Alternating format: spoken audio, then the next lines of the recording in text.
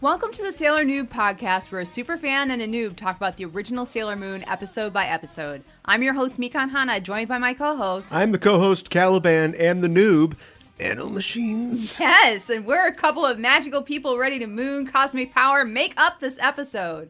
Today we are talking about episode number 122, Ai o Shinjite, Ami Kokoro Yashiki Senshi. In Japanese, Believe in Love, Ami, the Kindhearted Guardian, the English translation, and the English title, The Science of Love. Well, how worse is that than Believe in Love? I mean, but neither of them are very good. Neither of them are very good. Although they could have just, maybe it's like a copyright or trademark issue, but they could have just gone with Believe in Love. They could have just gone with Believe in Love because that actually makes sense. I feel like Science of Love, it just makes you go, what? It sounds like a Sandra Bullock movie from the mid-90s. It does. Yeah. And maybe not a very good one. I That was don't a know. terrible David Hayter before. Metal Gear. Otacon. NANOMACHINES. That's pretty good. A little better. All right. All right. You gotta get down on the register there and get real throaty. Do you, like voice? I mean, have I done voice acting? Kind of, but like professional voice actors who do it all the time. Yeah. You must do something. You must do exercises, or you must just walk around your house and you're doing the dishes and you're like, oh, gee, oh, you're just kind of working things voices. out, right? Yeah, right. Yeah, absolutely. And that's. I saw somebody. Was it an article, or maybe it was just like a guy with a sandwich board on a street corner? But like somebody was saying recently, and I've been saying this for years, but I'm glad that they've caught up. It was DC Super Pets that somehow broke the camel's back in terms of somebody at one of the nerd sites was like, "Okay, everyone, let's go back to voice actors. Let's stop with the celebrities doing the voices. Okay. Because celebrities come in and they just do, like Channing Tatum. Funny actor, whatever, Sure. but he does a thing. He's just Channing Tatum. He's not like, NANOMACHINES? My name is Snake.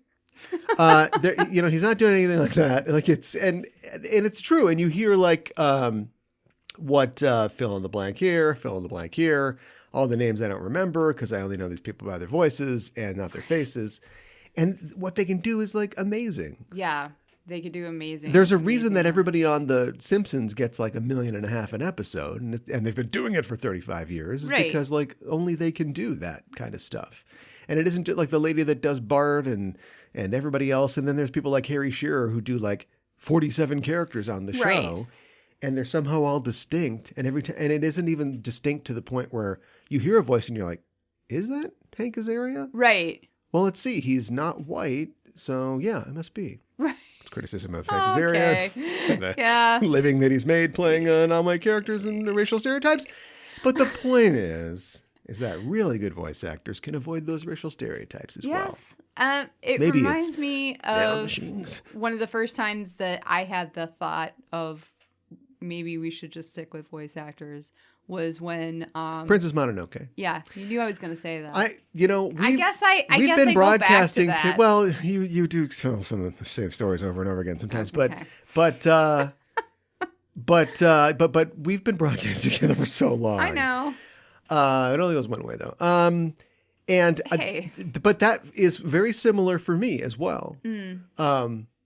Claire Danes just using every ounce of what Claire Danes has.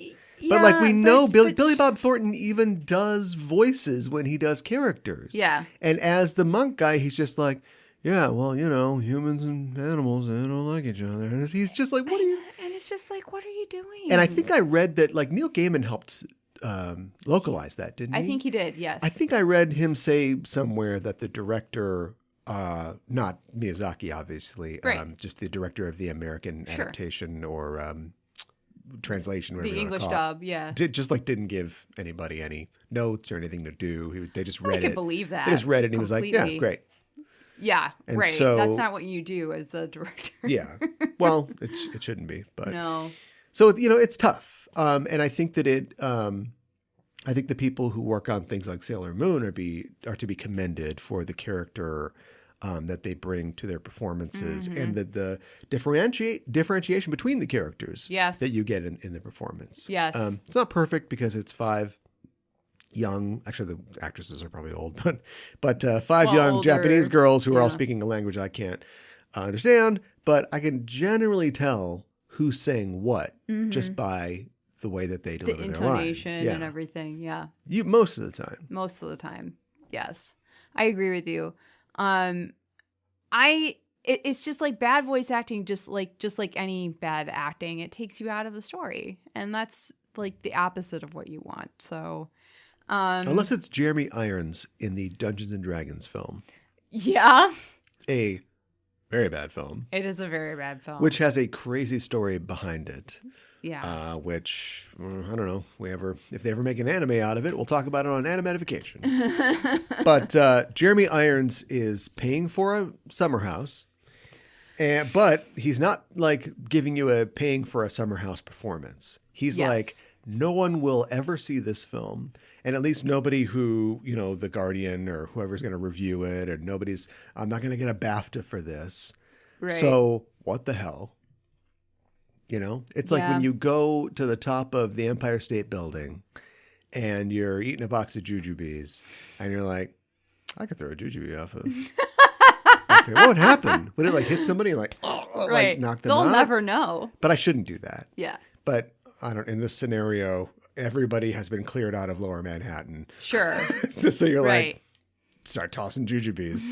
Let's see how flat they splat when they hit the ground. Oh my God. That's him in that movie. He's just like, he just doesn't, he's just going for it to the point where it doesn't even make any sense. Like his character would have had like a stroke a long time ago. From all but the it's screaming. Entertaining. Yeah. Yeah. Yeah. He's having a great time. Yeah. And that makes you as the audience have a great time. I agree. In this terrible film. It's not. The new one looks kind of good. The new D&D movie. You think so?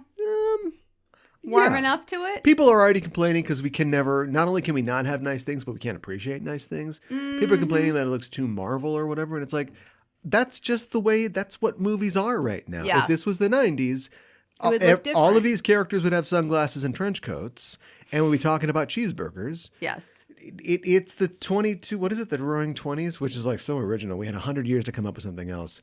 It's the Roaring 20s, baby. I got nothing. Movies Roaring 20s. are zippy and they bring the humor and they bring the special effects. And like, if you're tired of that formula, you're tired of life. And so, and I have no idea what Chris Pine's doing in this film, but I don't know. He's fun. He's paying for a summer house. That's what he's doing. He's waiting for the Star Trek to get their act together, but it's the same thing in the Star Trek films. He's not like trying to like reinvent Star Trek. Nobody could. So it's just like, well, we're just gonna have fun. We're just gonna slide down a pole and go, well, and right. Right. That wasn't one of those films. I think so. Those are not good films. No. But if you just relax and enjoy it, just sit back and take it. They're okay. It's okay. That's what I'm hoping for the D&D film. Though, that the two guys they got to write and direct it are like nerds. Super nerds. Yes. And so they're like, no. When the gelatinous cube, would be invisible until an adventurer steps into it. They're going to be doing all that. So there won't be any original D&D movie. Oh, I'm going to cast Feeble Mind, or just like they sort of name drop monsters and spells into it. And then things happen. You're like, what? That's not a D&D thing. You won't have that in this. They're really going to go for it. Yeah. To the point where it's probably like, okay, we get it. Just put the rule book down. Got D&D Wiki open when I'm writing this. I know, right? Like, what am I going to put in this scene? Just flipping through and just pick something out. Yeah. Except they're going to make it make sense. Whew, so this guy's as mad as a Tarask in the 8th level of the Abyss. Whoa, that's pretty pissed. Oh, boy. Yeah. So anyway, Sailor Moon. Sailor Moon. We're talking about D&D a lot on Discord recently. Oh yeah. So I guess I'll bring it back to our Discord, at least something show related. So if you bring us your thoughts about D&D. Yeah. Join the Discord. If you haven't checked out our Discord yet, please do so. We have a lot of fun. We don't talk about just Sailor Moon. We talk a lot about Sailor Moon. Link in the show notes. Yes. Bring your memes. Yeah. Your memes. Ding. Oh. Another one was just born. Your memes. All right. Discord. Join us. Talk about all kinds of nerdy topics related to the programs on the Just Enough Trope Network, but, also just whatever you got. Yes. We'd love to have you. Yes. Stop absolutely. on by. The water's fine. Should we dip our toes into the water of the show and have you give us a recap of today's episode with our water senshi? So, okay, that was maybe that was too far. A stroke too far. See what we did there. I will. We begin with a view of a Mugen Academy handbook. Mm-hmm. You'll have to tell me if do students get handbooks for something like this is your brochure or something? You would ask me that. Right, well, I don't know the answer. I think we just missed our window to talk about it. Yeah. But maybe on a future episode we'll learn the truth about that. Specifically, our girls are viewing the handbook that Telu dropped at the end of the last episode. Yes. And it would be cool if they, little grace note, the plant eats her and then burps up just the note. Well, with Crystal, we'll do it from Crystal. Yeah.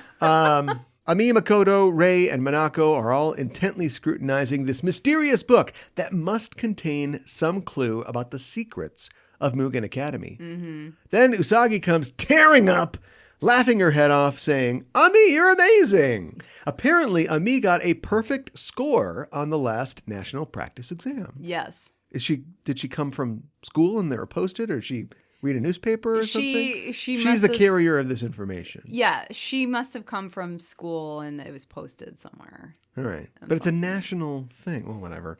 Look, I don't know where there's going to be a lot of mysteries in this episode. That's the first one. Yes. See if you can find the rest. It never happened. We made this one up. It's fiction. Ami demurs at this, saying, "I wasn't the only one with a perfect score. There was someone else. Her name is Yui Bido, and she's the top student at Mugen Academy." Mm-hmm. And Manako makes the connection here. Manako does. Mm-hmm. What's going on? It never happened. Manako points out that Mugen Academy is hosting the next practice exam, and they could use this as a chance to sneak in and investigate. Mm-hmm. Why are these girls trying to sneak into this school? I mean, I know it's an evil school, but I'm just saying, yeah. Why do you need permission to get into a school? Do they lock schools in Japan a lot? Can't they just yes. At night, but yeah. If you just walk, you can just walk into, that's one of the problems in our country. You can just walk into a school pretty much at any time, right? Can't they pretend that they want to transfer and request a campus tour? They could. That would be a creative way to do it. Mugen would jump at the chance to admit Ami, who is clearly one of the best students in Japan. Mm-hmm. Hang Ami's ass out there and see if they bite. Yes, absolutely. Well, it's academic, literally, because Mako points out that they don't even have exam passes. Yeah. Oh, no, sorry, Miss Crabapple. I don't have a ticket to take this test. I know. So I'm out of here. Mina says, "We're not taking the exam. We're just mingling in the crowd. This is a test. Yeah. Not a rock concert." Although, if it's Rush, it'd be both. A lot of math in their music. Is there a lot of math? A lot of math. Math rock. Oh my gosh. Ami suddenly says, "Sorry," and holds up a ticket. I was actually planning to take that test. Yes! Hang her ass out there. She's bait at Mugen Academy, which I know it's a modern downtown Tokyo, but this thing is basically a skyscraper. It is. It's like School Incorporated. Mm-hmm. School Inc. Yeah. Ooh, very nice. At School Inc., the lines for the test stretch out of the building as snow begins to fall. And Usagi's like, "Wow, so many people are devoted to their studies." And Rei adds, "Unlike someone we know." Uh-huh. Right, we get it. Come on. I know. We cut to an office high in the tower where a monitor is showing security cam footage of the crowd below. Mm-hmm. A voice says, "Many have come."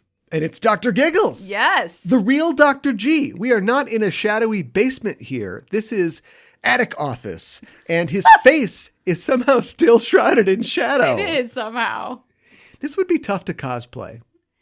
Ding, ding. Yes. Welcome to Costume Emporium. How can I help you? Yeah, I need a way to make my face really dark, almost black. I mean, how do Get you... out of here, Julianne Hough. Right. I told you already. Oh my God, stop it. With him is old school lab coat Kara Knight. And she says, many smart kids have come because of Mugen's reputation. In an unrelated cut, Usagi and the girls appear on the screen, and Usagi's just destroying a box of popcorn. Yeah, I know. At this, Dr. G leans forward, and his face is visible in the light of the monitor. Okay, so which is it? It's both. Nobody's keeping track of this. No. How is he in shadow still, but the monitor's showing his face? I don't know. Kaori says, not all the kids seem so smart. Ouch. I guess if you eat in line, you're just you're gotta just look not about you're her. not very This girl's serious. not passing a test. Yeah. She has no ticket. But she says, but everybody seems excited about the test. And this whole time she's like wrapped around his arm. When she pulls back, when a voice says, Professor, we see a lavender-haired woman in a blue and black bustier and blue choker with like a snowflake hat or something. Yeah. You got it. We already had stripper Elsa. This is like burlesque Elsa. A little more classy. And the professor says, Vuli, it looks like your plan is working. And Vuli says, I will gather a great number of pure hearts. And Dr. G says, it's a good plan. Vuli turns to leave, but says to Kaori, why don't you go out and get some hearts instead of flirting all the time? Oh, I know. You're playing with fire, ice baby. Come not between the dragon and her Dr. G. On the street, we see Chibi just running full tilt, and she runs across an intersection. I know. And she runs past Mamo in his car. I know. And he rolls down the window and says, where are you going? And she says, somewhere, and runs off. I know. Great scene. I know. As Mamo just, I guess, pulls away, Uh-huh. we see that he sees Setsuna in his rearview mirror on the sidewalk watching Chibi. Yes. It's a neat and it's a complicated shot for animation. So my like it. compliments, Hideyuki Motohashi, who was the Oh. animation director for this episode. Nice. At the Tomoe household, Chibi stands outside in the falling snow. She remembers seeing Kaori the Black just snatch up poor Hotaru. She wonders where her friend is as the music box bummer version of Moonlight Densetsu plays. Somewhere. Back at Mugen Academy, the various test takers are milling around and our girls have successfully infiltrated. All the students seem like the nerdy type, Rush fans. And they're studying hard. Usagi says, I'm so lazy by comparison. And Ray says, well, too late to regret it now. It's still going. Thanks, Ray. And Usagi says, I'm sorry, I'm so stupid. Oh my God. From the crowd, a lavender-haired girl approaches Ami and says, hey, are you Ami Mizuno? I've always wanted to meet you. I'm Yui Bito. And Usagi's like, whoa, the girl who got a perfect score. And Yui says, if you're Ami's friend, you must study hard. What's your best subject? And Usagi, in a moment of honesty, blurts out, eating and taking naps. I know. Yui is like, good one. Hey, Ami, there's something I want to show you that'll help you study. And as they run off, Usagi yells, youth is a brief thing. You can't spend all your time studying. And Minako says, Usagi, stop lashing out. With Ami gone, I'm the one with the emotional intelligence. Yeah, I know, right? It's false. Let's go look for clues. And the girls split up. In a classroom, we see Haruka and Michiru. And Michiru says, the winds are rising and the sea is raging. Is that code? With them, it might be. I Haruka don't says, this academy is surrounded by a mysterious and eerie energy. Now we're going to find out why. Michiru says, are we going to the underground room again? Is that code? We haven't seen that. So. Haruka says, I'll tear the veil away from this mystery. Well, she'll have to get in line because we cut to the basement lab and we see Ami Yes. in the basement lab. I know. And Yui looking at the misty dome. Get out of there, Ami. Yes. There's witches down there. Ami says, what is this? And Yui says, it's a miniature universe. Also, it opens up your pores. Nice. The science club made it. Who's in their science club? Yahweh? Yeah, I mean. Izanami? Yeah. Maturin? I mean, I don't know why I pretty keep sure... making Stephen King references. Oh, okay. I don't know. pretty sure Dr. Tomoe made this. The Science Club. Yeah, right. There's a little card. Yahweh Jones, grade 11. There you go. Blue ribbon. Yui says, "Isn't it beautiful?" And Ami's like, "Yeah, it's great." And we see that little green dot inside the dome. And Yui says, "This is the Tau system." Lando system? Lando's not a system, he's a man. And Ami seems fascinated. Yui says, "Our school has 5 departments: philosophy, performing arts, science, physical fitness, and creating universes." No, the 5th one is professional. I would like to know what that is. Like Can business? I see your credentials for Business, professional? maybe. Or just like college prep or something. I don't Yeah. know. Students with high marks like me teach classes at the academy. And Ami cannot believe this. No. She cannot believe it. And she says, just because you have good grades doesn't mean you'd be a good instructor. You tell him, Ami. Don't be another brick in the wall. That's right. She says, a good teacher has to be sensitive to the feelings of the students who aren't doing well. And I mean, When I grew up and went to school, there were certain teachers who would eat the children's hearts.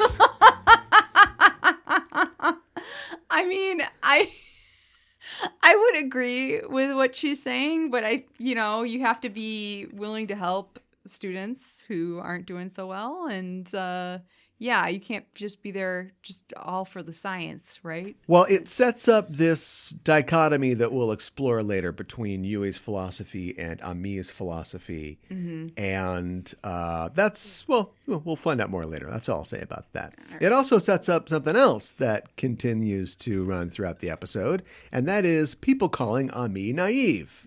Because Yui laughs and says, "How naive? Logic is required in science and not the feelings of others. Science doesn't care about your feelings." Yeah, right. Science doesn't care about your feelings. Ami says, "Science requires the warmth of a human heart." Careful with this heart talk. Why? Well, because you want a heart? I'll take your heart. Oh my God. Yeah, I see what you're saying. I disagree that, do I agree or disagree?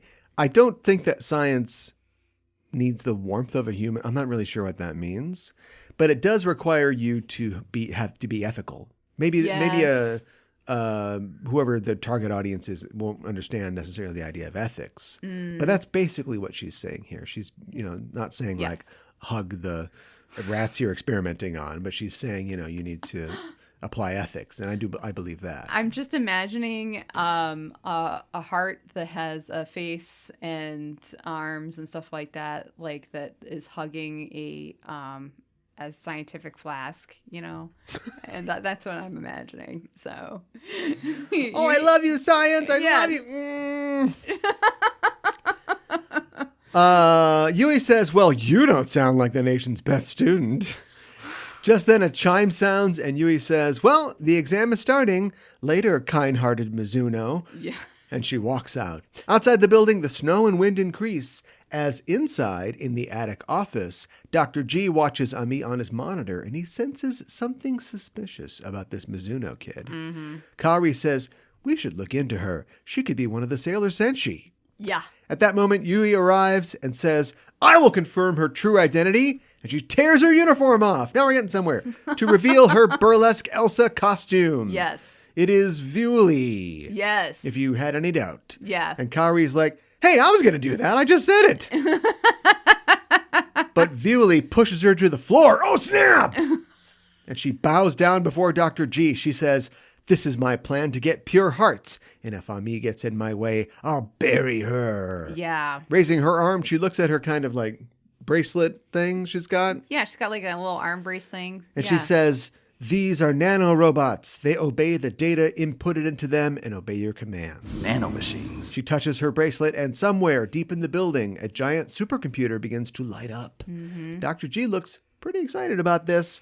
And Viewly says, "If I leave it to this, I'm sure we'll succeed." And Dr. G says, "Do what you feel is best." And V heads for the door. But first, she stops to tell Kaori, "Why'd you come back after dying? To flirt with the professor?" I know. Ha ha ha ha! You are on a short list, girly. I know. A very short list. Kaorinite is pissed. Dr. G says, "What's wrong, Kaorinite?" But she says, "Oh, nothing." I love being harassed by my coworkers. It's like, why would I not love being, mean to right in front of my boss? He's got this thing, and the fact that he has no facial expression except black Or a giant smile. And a smile. Yeah. But it's still, and again, maybe there's something lost in the language or the tonality in the original language. But you do get that feeling that he's sort of like, okay, all right. People are yelling at each other like, oh, well, okay. And he's just like, he's the calm guy in the room. It's not that he's the calm guy in the room. He is playing them against each other, but not in a Loki way where Loki's going to say, well, didn't you say that her hair looked terrible? I don't agree with that. And he's not manipulating them necessarily, but he's the scientist. He's watching this experiment. He's watching the factors interact with each other, you know? And so he's just sort of he's got all these reactive solutions here, and he's sort of just kind of like, okay, you're the only one I can trust. Let's see how that do what you think is best. Yes, he's just letting everybody be the most them that they are. Uh-huh. Unfortunately, they end up killing each other. Yeah, I know, right? Ruining their own plans. In a tunnel outside the underground lab, we see Haruka and Michiru running. They reach a locked door, and Haruka swipes a key card. I don't know where she got that from. Yeah. And the door opens. It's just her student key card. But then, why would it let you into this room? I don't know. Room in which they sense a mysterious aura. This room, which is Club Silencio. I know. No, banda. 2 drink minimum. On her chair throne, surrounded by a dark aura, is Hotaru. Mm-hmm. Can you go to the bathroom in that thing? She never seems to She's just there all the time. It's be convenient. Yeah. And she's holding her bear, so maybe Gaga got sewed back up. No hard feelings. Gaga, cute name. The girls say, the Messiah of silence, the evil we must eliminate. Yes. And they charge toward her. But wait, a voice says from behind them. In the door appears Ami. Mm-hmm. She says, don't harm her. But they're like, we're going to harm her. And Ami says, no, she's a poor soul being used by the Deathbusters. Mm-hmm. Haruka says, how naive. Yes. Don't take pity on her. Ami says, but she hasn't done anything wrong. And she stands in between Hotaru and the outer Senshi. Another voice says, what are you doing here? It's off limits. And we see Yui appear in the door. Mm-hmm. She says, Ami, Haruka, and Michiru.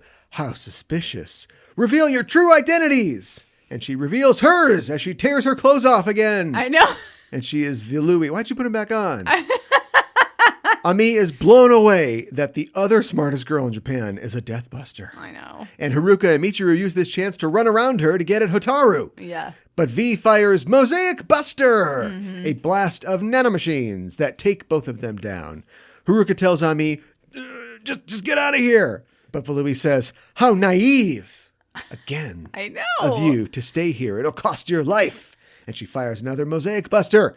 But Ami dodges out of the way, and the blast pops some of the balloons on the Messiah's stage. I think they were just there for... They've been there for 25 episodes for this? Yes. I just thought that they were like, oh, it's kind of festive. Well, it is kind of festive.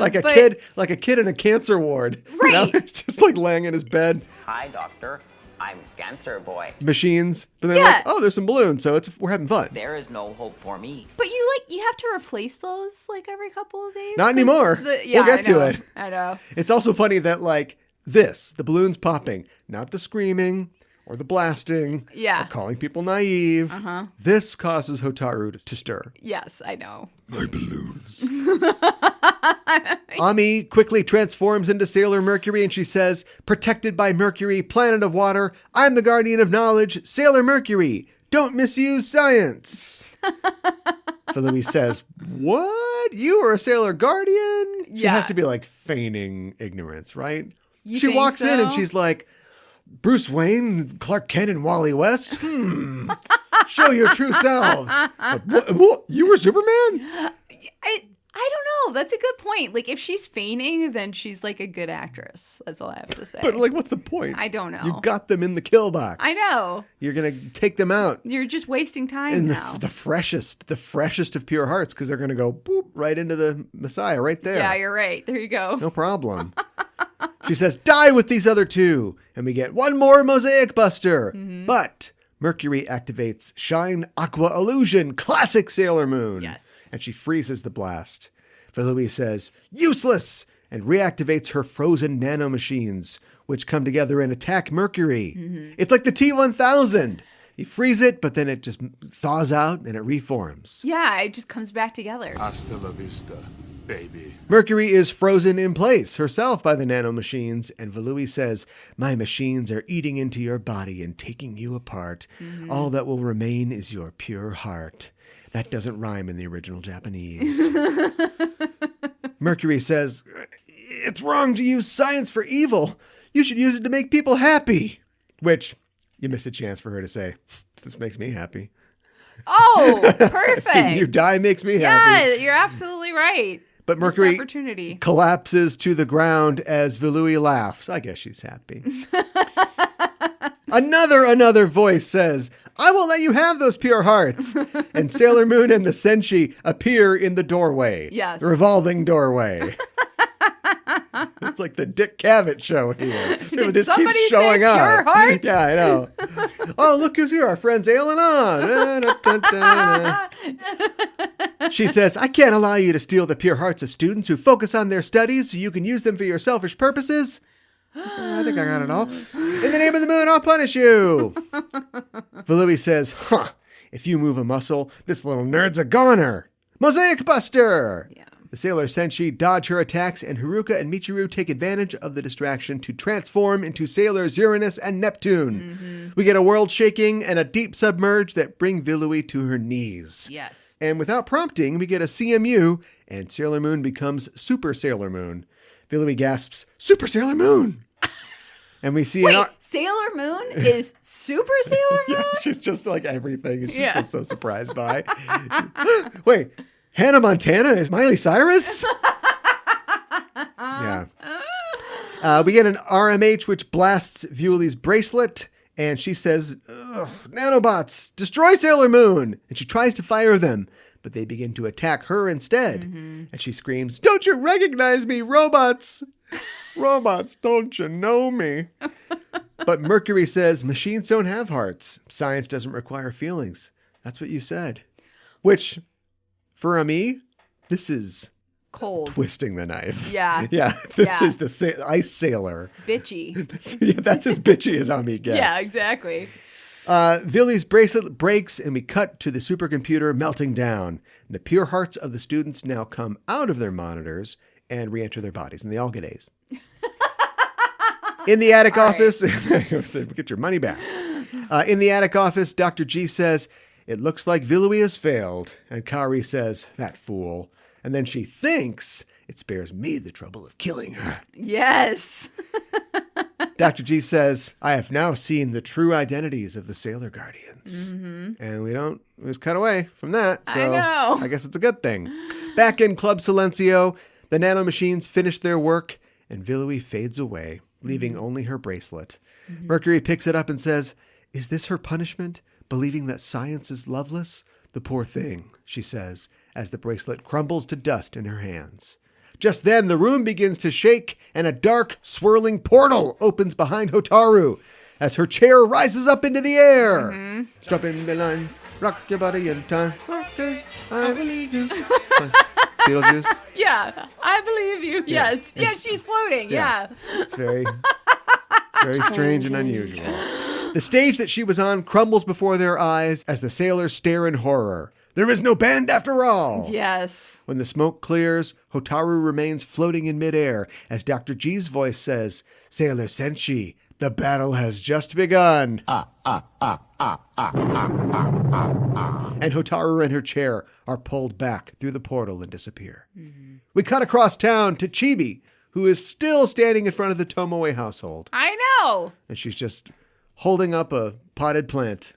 Oh, like a stereo? She's holding up a hurtling magazine or something like that.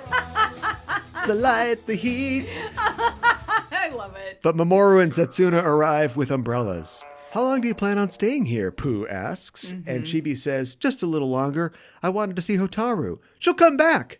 Safely, right? And Setsuna embraces her. I know. I don't know about that kid. I know. I don't know. I'm afraid your friend might be the Antichrist. Outside of the academy, Haruka confronts Ami and the squad. She says, if you hadn't stopped us, we could have defeated the Messiah of Silence. Your naivety, huh? Mm-hmm. It's also naive, allowed her to escape. But it also saved us. Today, we're grateful. Yeah. So I'll get some mixed messages here. I know. And everyone laughs uncomfortably as we pan up to Tokyo Bay. It's very uncomfortable. It's like they didn't know how. I feel like they didn't know how to end this one. Oh, you think? Yeah. So, like, there's a lot of padding. Because to me... Here's how you end it. Mm-hmm. With Dr. G, Kaori's saying, okay. I have to always set it up with a scene, but it's perfect. Kaori's like, all right, Professor, well, see you at home, right? Let's just order in Indian. Right. And she closes the door and he's like, well, the fight's not over yet. Dialogue to be determined. And as we pull back, we see on his screen, there's 5 pictures of the 5 Sailor Senshi. Yes. In their civilian guises. Oh my God. He's looking them up. Yes. Right? Yes. And then he's going to go to their house. And while Ikoku Mama gets in front of her shrine to pray, he's going to bust in. You're like, no. Finish it. Right? Nami, Namida, Butsu. Finish it. Finish it. Oh my gosh. That's some Spider-Man.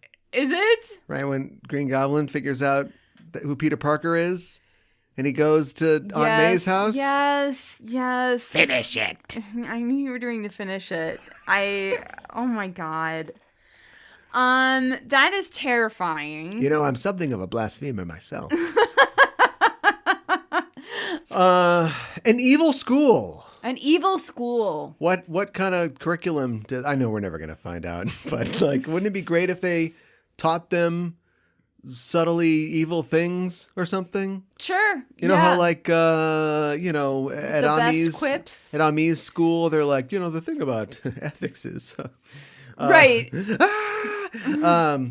But at this school, they're like, now make sure you always snap the animal's neck after you're done experimenting on it or something. Like they have all these like little weird things that are like, wait, what?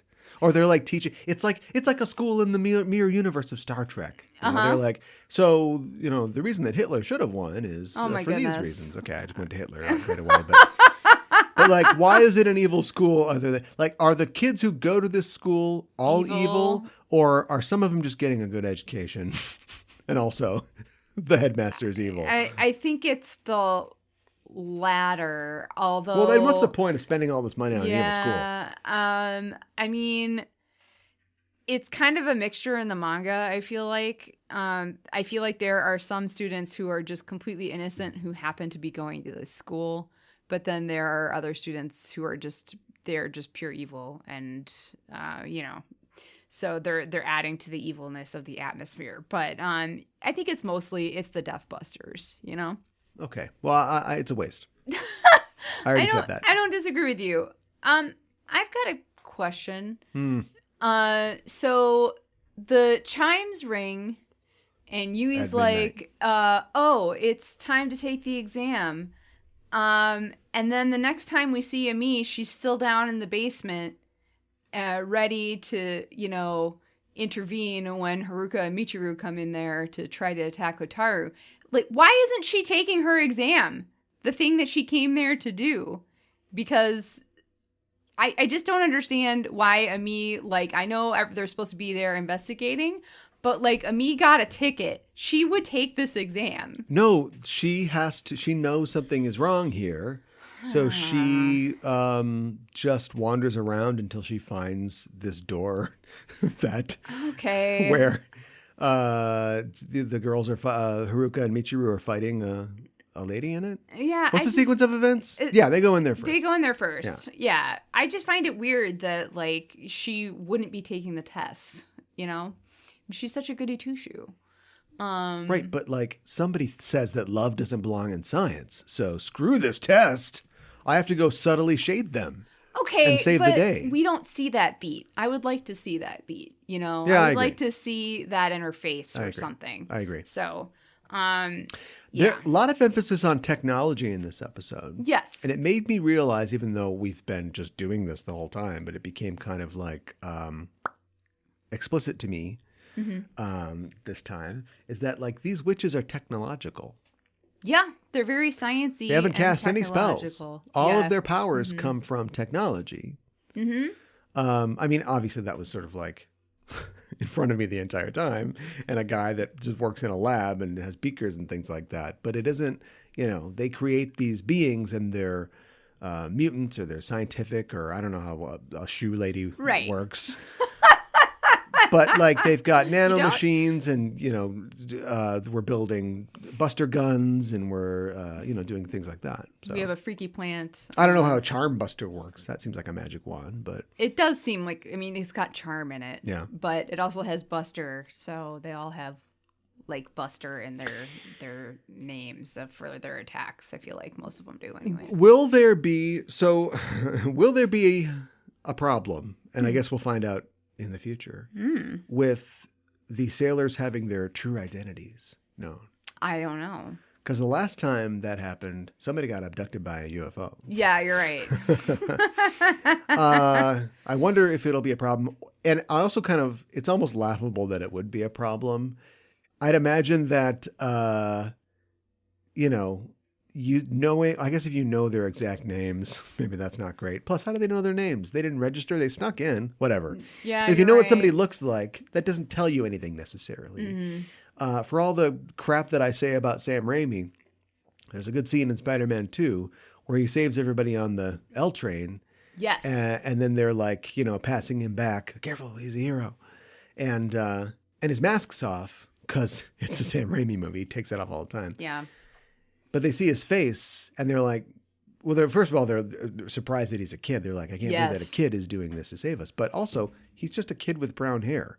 How are you going to pick him out of a lineup? How are you going to... There's 7 million people in this city. Do you know what I mean? Like, there's nothing... He doesn't have a big mole on his face. Like, there's nothing distinctive about him that would help you identify him if you saw him in a crowd later.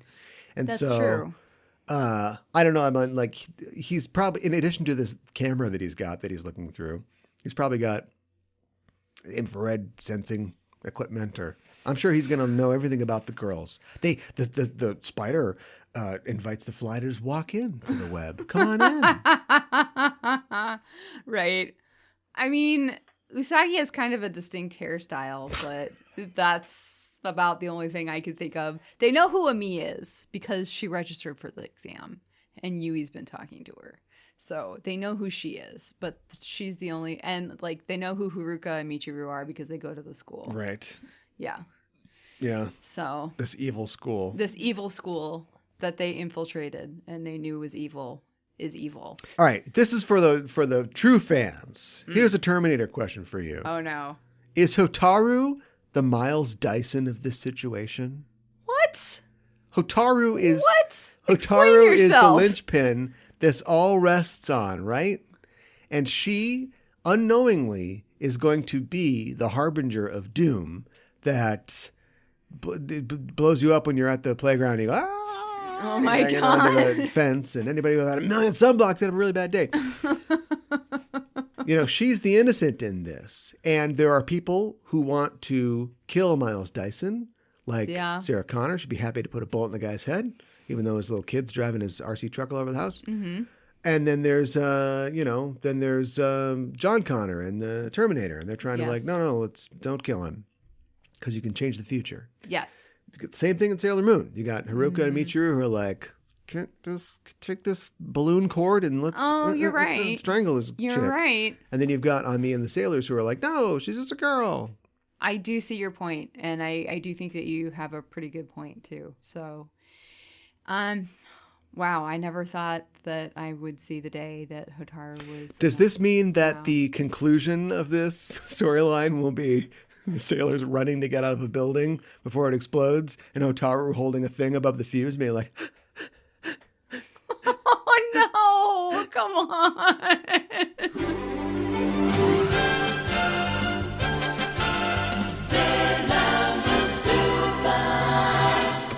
How would you describe Just Enough Trope? We are the Just Enough Trope podcast. I'm your host, Caliban, joined as always by my co-host. Hi, I'm Mikan Hana. Oh no, does this mean they can hear all the things I yell at the TV during Downton Abbey? Why did you do that? How do you plead? Let the game begin. Yeah, check these fresh moves. Oh! Don't shoot man in face. This isn't the Save Gotham fundraiser. It's the Chill Family Reunion.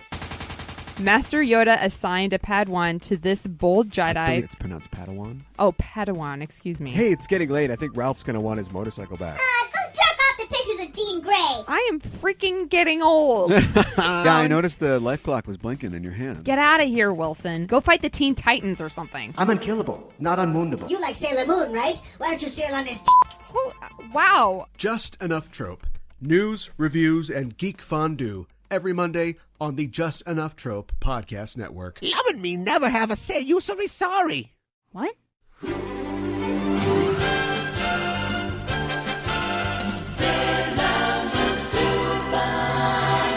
Today for Kuro Miru, or Curiously Looking Around, we talk about elements of Japanese culture. Within the episode, we're going to be talking about haikyo, or abandoned buildings in Japan. Haikyo. Yes. Well, spell it. It's Haikyo. Okay. Hai meaning and kyo meaning. Well, haikyo together means ruins, literally. So they're just ruins. Yeah. We're talking about ruins in Japan. Yeah, that's what it literally means. Yeah. So in Japan, abandoned infrastructure is known as haikyo, and the term is synonymous with the practice of urban exploration. And I guess I wanted to mention, too, that I chose to talk about this today because Chibiusa runs to the Tomoe household, which is essentially an abandoned building at this point. No, that lion is still in there. Not truly abandoned. He's like, Not hey, yet. you got anything to eat around here? Any snacks? Is it looking in the fridge? Any popcorn? So there are a lot of haikyo in Japan, and there are several different reasons for this. Japan's rapid industrialization, damage during World War II, the 1980s Japanese asset price bubble, which we talked about in episode number 41. Yes. And the 2011 Tohoku earthquake and tsunami, and Japan's declining population, as well as people moving away from rural areas. Haikyo mania, or haikyo mania in Japanese, is a subculture of adventurers. Urban exploration, which is generally abbreviated to Urbex in outside of Japan. So that's that's URBEX, Urbex, is the act of exploring manufactured structures with a primary focus on buildings or locations that have been abandoned, ruins, and the parts of establishments not typically seen by the general public. As we talked about in episode 41, in the 80s and early 90s, many people had an influx of cash, a lot of which was spent on real estate. There were a lot of haikyo that began to show up after the asset price bubble crash, and many resorts, hotels, and other buildings were abandoned at that time. After the crash in 1991 came a period known as the Lost Decade, which left numerous buildings half-built, like the Yamanakako Resort in Yamanashi, which still holds rolls of wallpaper ready to be put up if they weren't moldy and the walls weren't ill taken care of. Or slowly became unsustainable in the crash market, like the Maya Hotel in Hyogo, which had been in operation from 1929 until its closure in 1994. Japan's declining population is slowly making haikyo, and communities are disappearing, especially in more rural areas. Empty schools are some of the most obvious byproducts of an aging population and are easily discovered across Japan. Almost entirely built in a similar design, they are constructed to serve evacuation points and are built to withstand natural disasters and decay. Owned by the government, schools are rarely knocked down, and many are left perfectly complete with chalk at the chalkboards. What? Yes.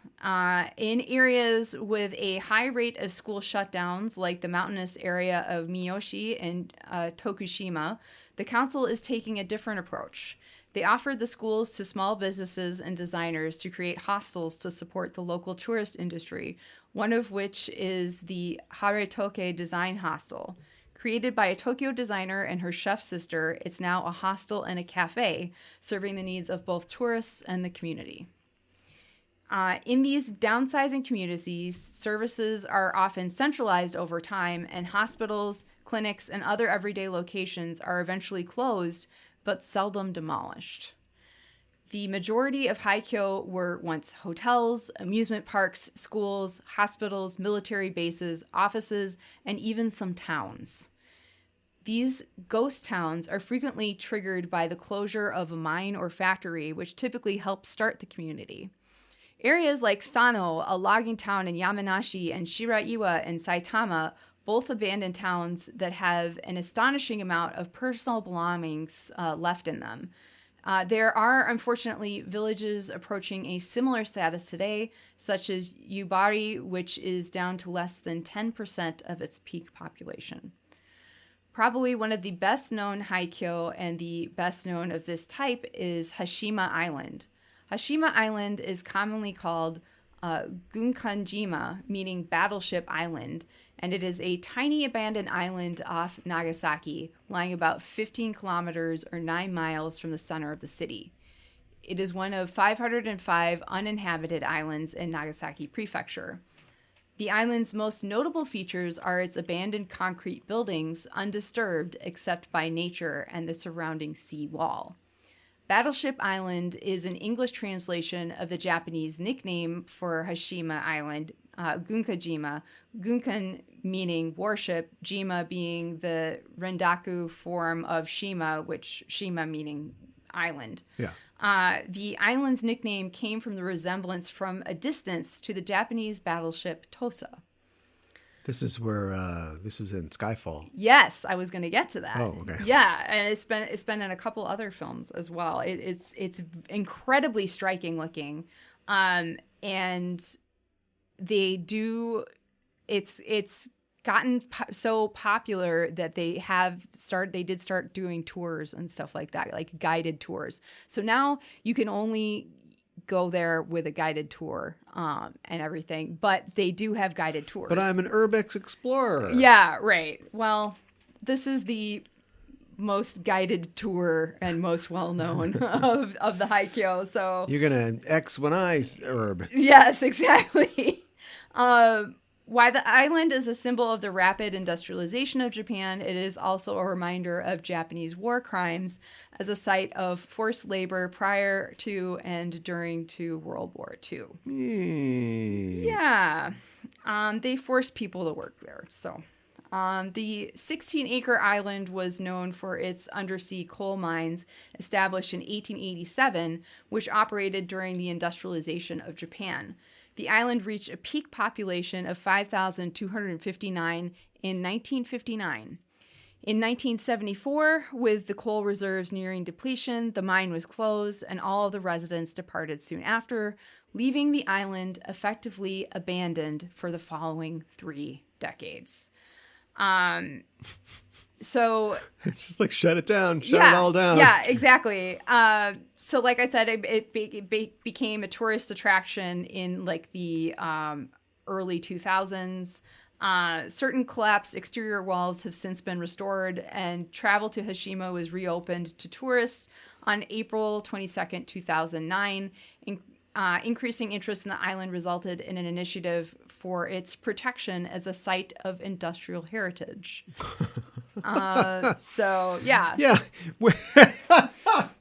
No, we didn't just like leave it empty there. It's a museum. It's a park. Know, right? Oh, people are interested in this? No, that's supposed to be empty. That means it has value. Yeah, I know. So... like I said, it's appeared in a bunch of films. It was in Skyfall, like you said. It was also in the 2015 live-action Japanese films based on the manga Attack on Titan, if you've seen that. Yeah. And in the 2013 Thai horror film Hashima Project was also filmed there. So why are there so many haikyo in Japan? Why not demolish the buildings and build new ones?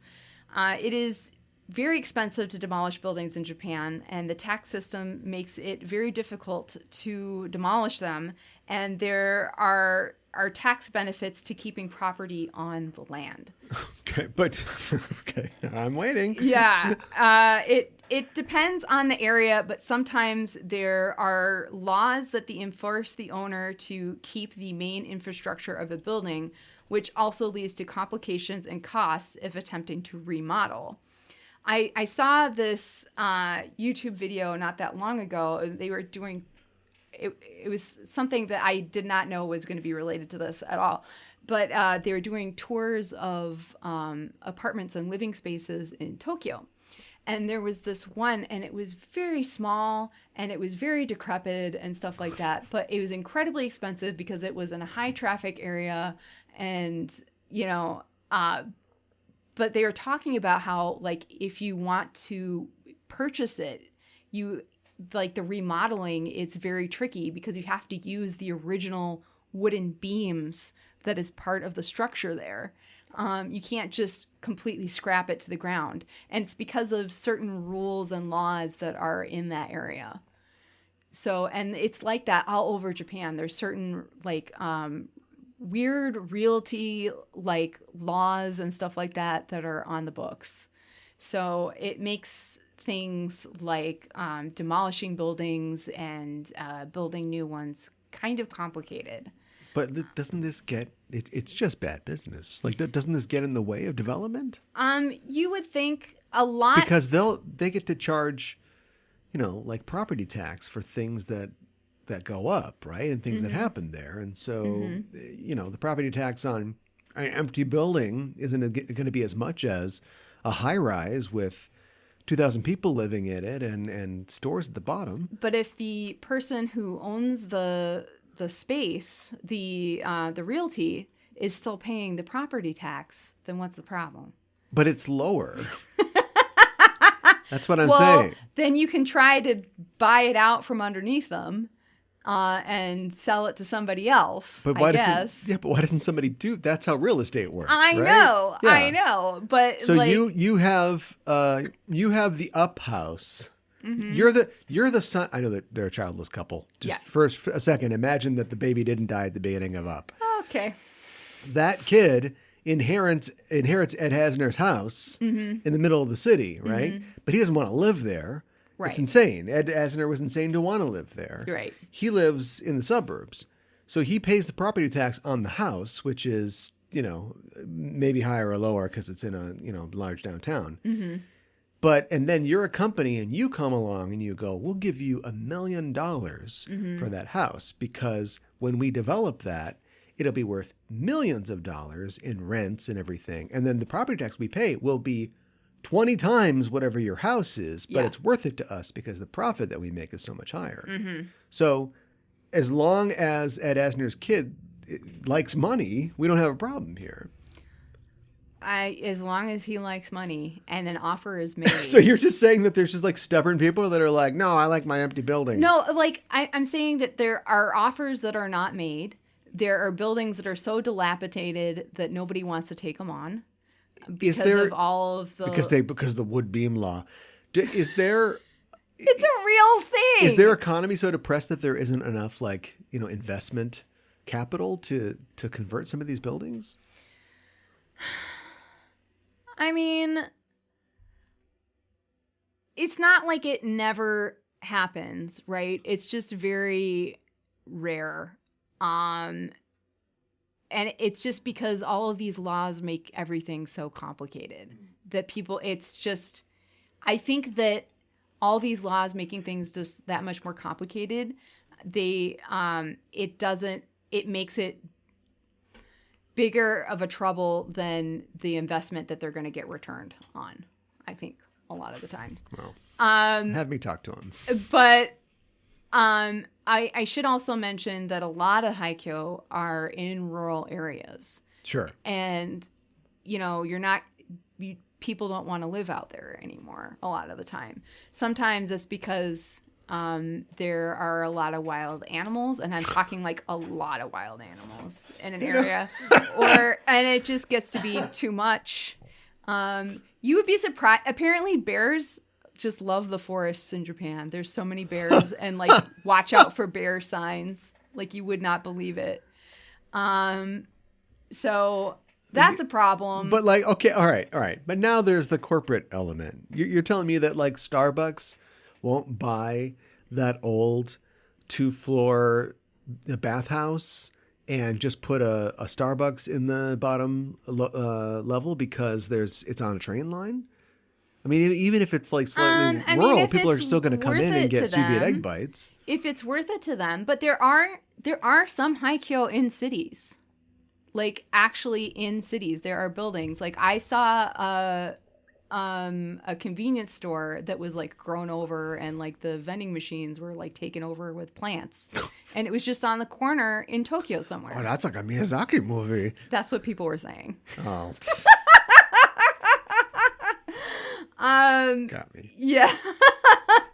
Well, it depends on the area, but sometimes but a haikyo property does sometimes get bought by new owners. One such property is the area where Nara Dreamland once stood.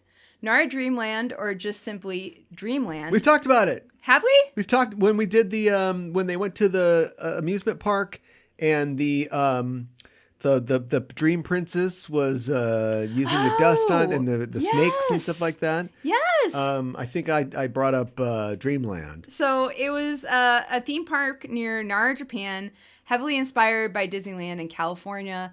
The guy who was working on it being built, he actually was working with Disney, and they were actually working to see if like a deal could be made that it could be a Disney park. But their talks about licensing and everything kind of fell through, and their relationship soured, and he's just like, I'll do it myself. Huh. So it looks a lot like Disneyland.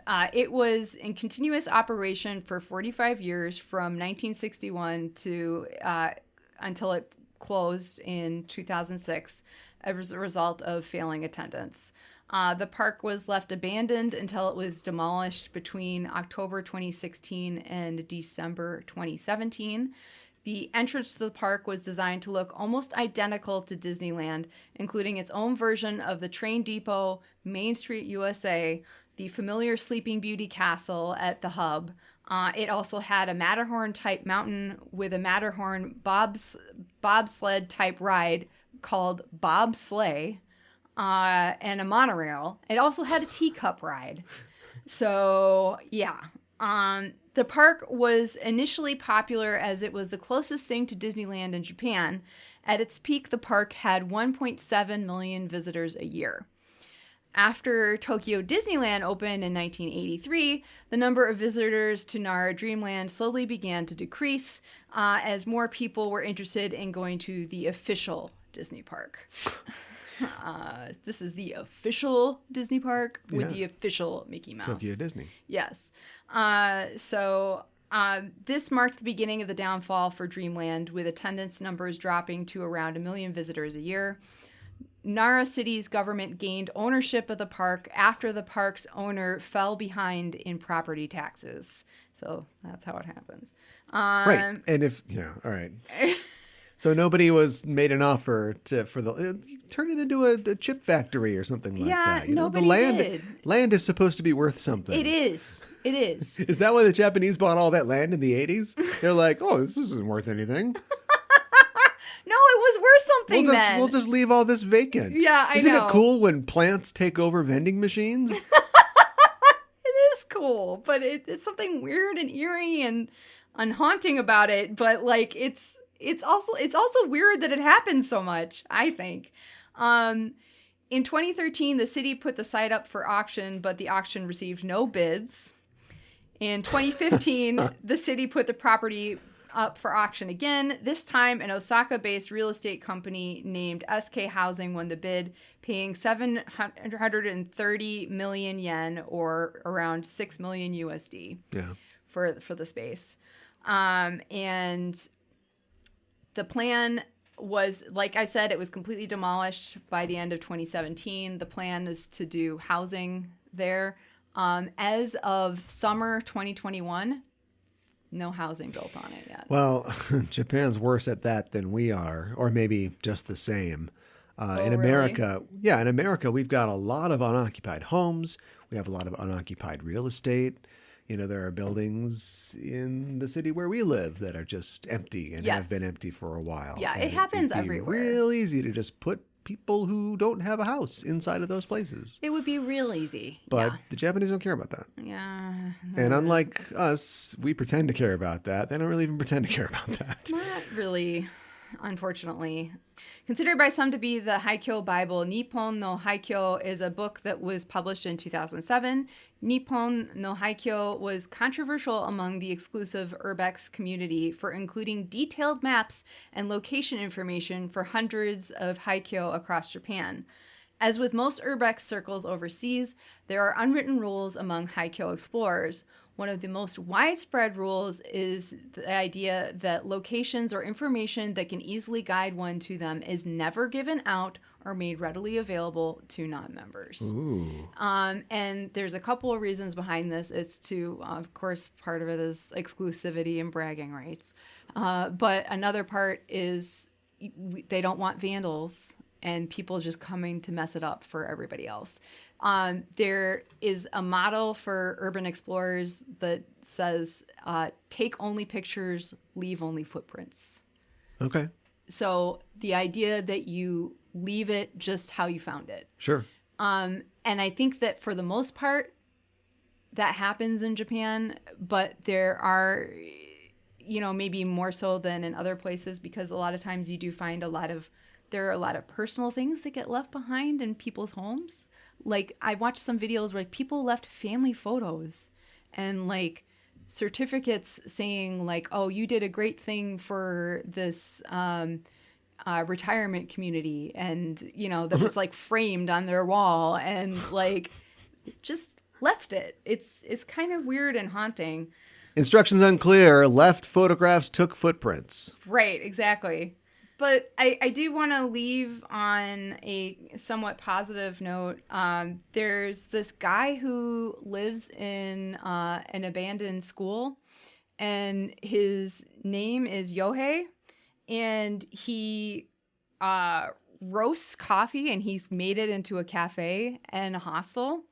And there's this system called Akia Bank, which matches haikyo to people who want to take them over, well-preserved haikyo. And schools are really well-preserved. They don't often decay that much. So they're often some of these types of buildings that kind of try to match people to the buildings to be taken over. And he just follows a basic set of rules, and he runs the property. I saw, this might have been the video that I saw, but I saw a video on YouTube about a guy that lives in an abandoned school. It might be the same video. Okay. Yeah. Does he have to wear a little helmet? No. This is a different video then. Oh. No, I was just kidding. Itadakimasu with Usagi. What did Usagi eat in the episode? Usagi is eating some popcorn while she's waiting to be let into the exam. And that's about it. That's all the eating that gets done in this episode. Yeah. I mean, there's not even hearts getting eaten. No. The new method is just to suck them out of people or whatever. So no plants eating people. No, just, you can't even say that. It's not a food heavy episode. No, not a lot of eating going on. Villain gauge, we rate a baddie 1 to 5 dark stars, 5 being the most wicked. No Daemon this episode, so let's rate and talk about Vilui. Her name in Japanese is pronounced Biryu. Vilui's name comes from the term Viluite, which is one of the names for the silicate mineral Wilulite. And that's Wiluite. Wilulite is a dark green, brownish, or black blocky silicate mineral. It was discovered in the 1990s and named for the Wilui River region It's an extreme mineral. Yeah. How do you discover a mineral in the 90s? Great question. Earth. 4.5 billion years go by. Whoa, dude, check out this totally tubular mineral. I'm going to call it blue light. Well, it's named after a river, okay? It's in Russia, so maybe it is Vilulite, because their W's are V's, you know. Just palling around Russia. Yeah. I'm like, whoa, check out this green-brown mineral. Exactly. I think this is new. What do you know? It is tubular. The kanji in Vilui's civilian surname, Bido, translates to beauty in either temple, hall, or shrine.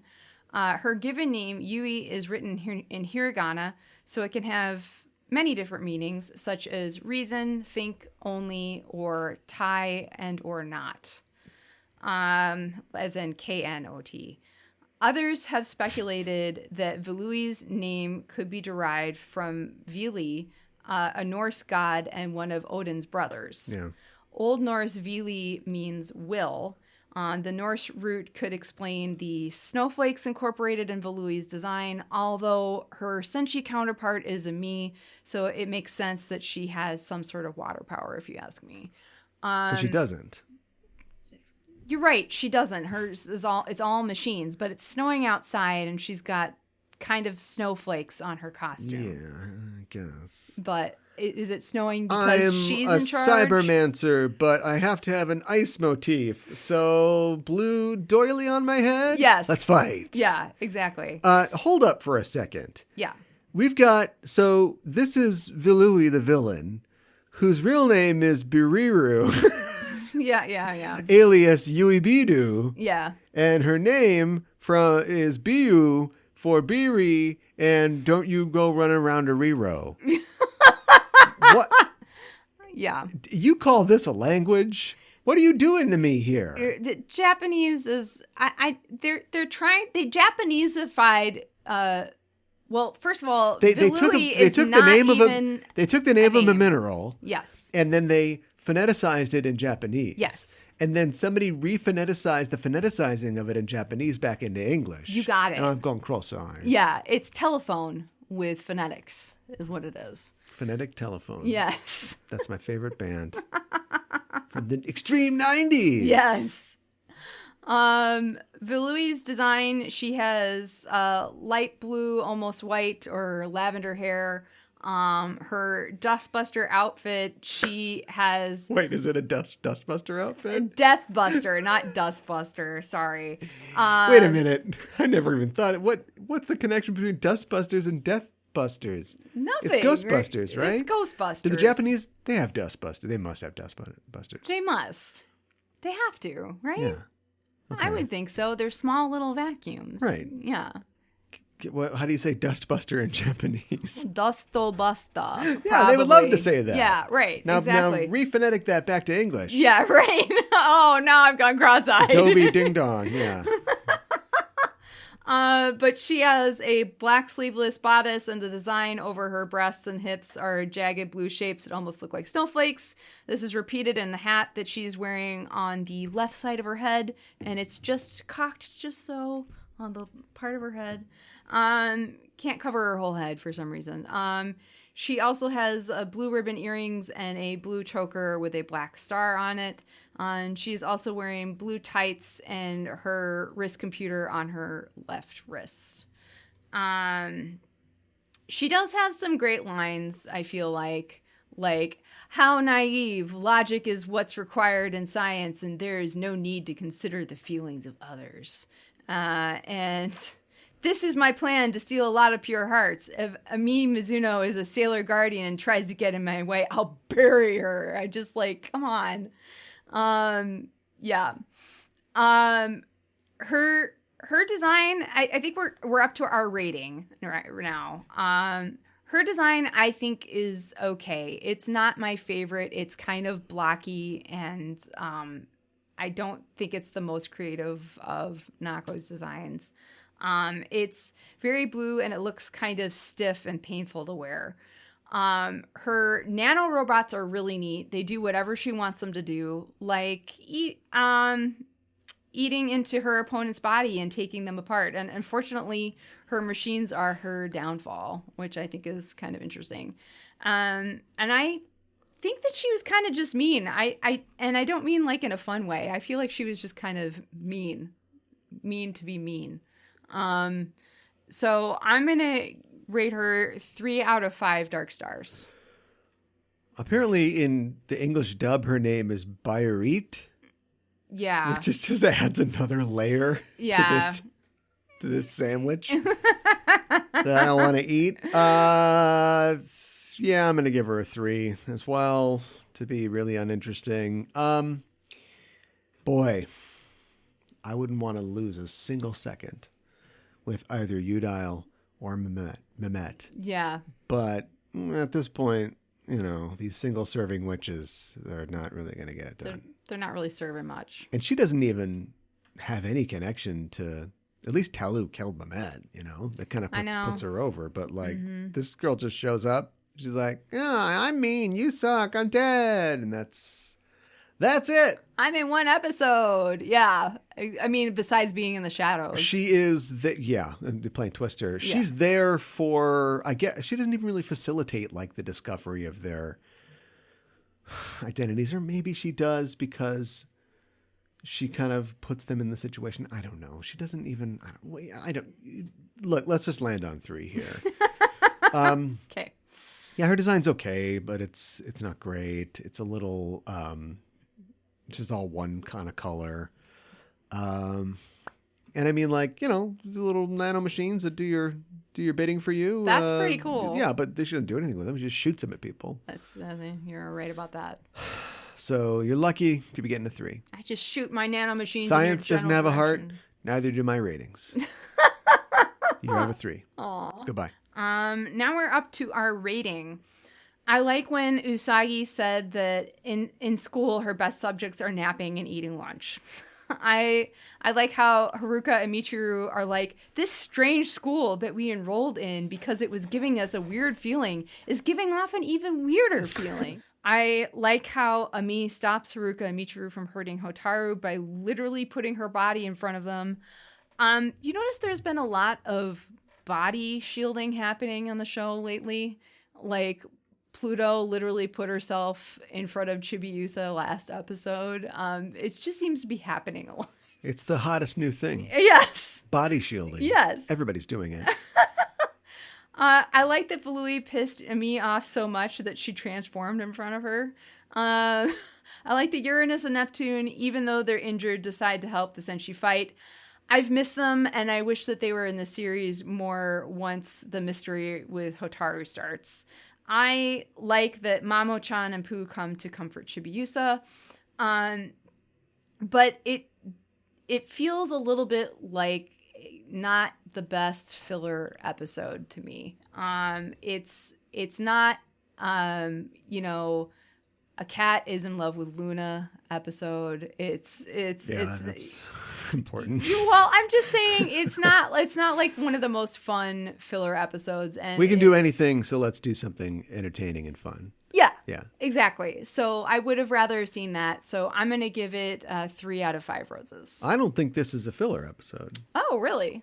It's a filler insofar as we really should have just jumped from Mehmet's death to the end game here, or gotten to it episodes ago. Yes. Because ultimately you're like, 5, that's a great number. And then as they're probably plotting out and breaking the story, they're like, I'm going to go through 5. 6 or 7 episodes per witch. And then it's like, oh boy, didn't we learn anything from the 4 kings and the Ayakashi sisters? Right. And now we're going to have 5 people? We're adding another one? I can't think of anybody else to put a head on a basketball, or I'm running out of demons here. And so now we just got 2 witches to burn. So I guess in that way, it's a filler episode. But there's a big lore dump in this episode. That's true. And it really moves that forward. It's time for another Ami episode. And we deliver on that. And I think thematically, this is not quite as strong as, say, the chess episode. Or even the Bob Floyd episode where she's going to the airport. Yeah. Leaving on a jet plane. But I think that it is in keeping with Ami episodes having some of the strongest thematic, explorations of character in her character. Is she ever going to make a mistake ever? No. She's so perfect. She's very perfect. All the time. But at least she's consistent in that. And so for that reason, I think I have to give it 4 out of 5 stars. Okay. I did...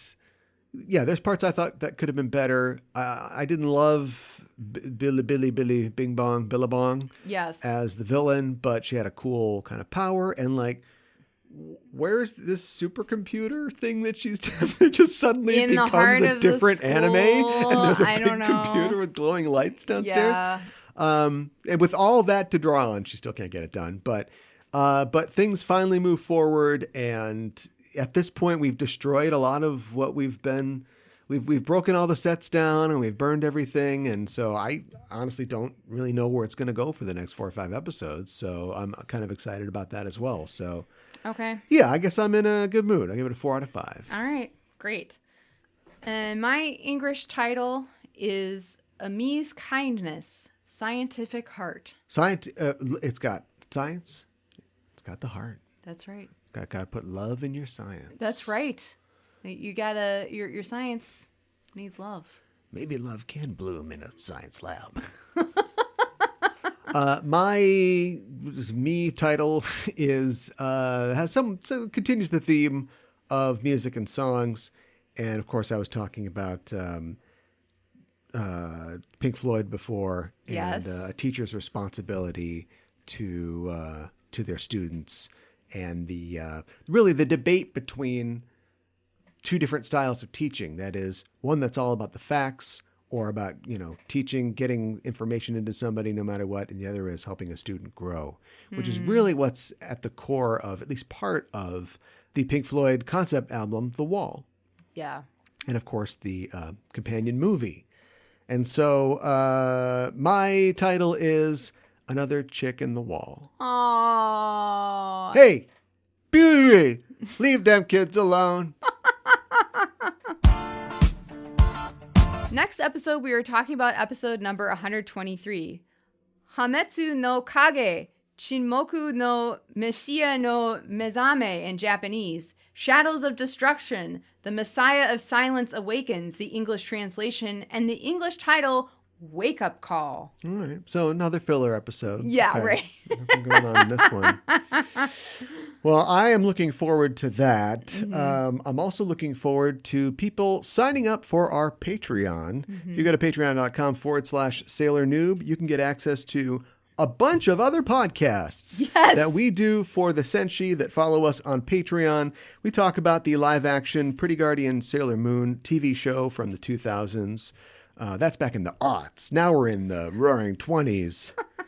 What did they call the aughts? Oh, they probably just called them the aughts, didn't they? They call them the naughties, remember? Oh, no, but some millennials do call them the naughties. Yeah. Oh, it's millennials. They're uncreative. That's what it is. Okay. No, makes sense now. I know where I am. Well, we lost all our millennials, but continuing on, you can also hear us talk about randomly selected animes. We put our hands in the fate of the random gods, and they pick an anime for us to watch on our show, Animedification. We also have outtakes from this show and other special treats. You can join us at patreon.com/Sailor Noob and become a Senshi today. Well, that's it for our show this week, and the Name of the Moon will be punishing you next week with another episode of Sailor Noob. Somewhere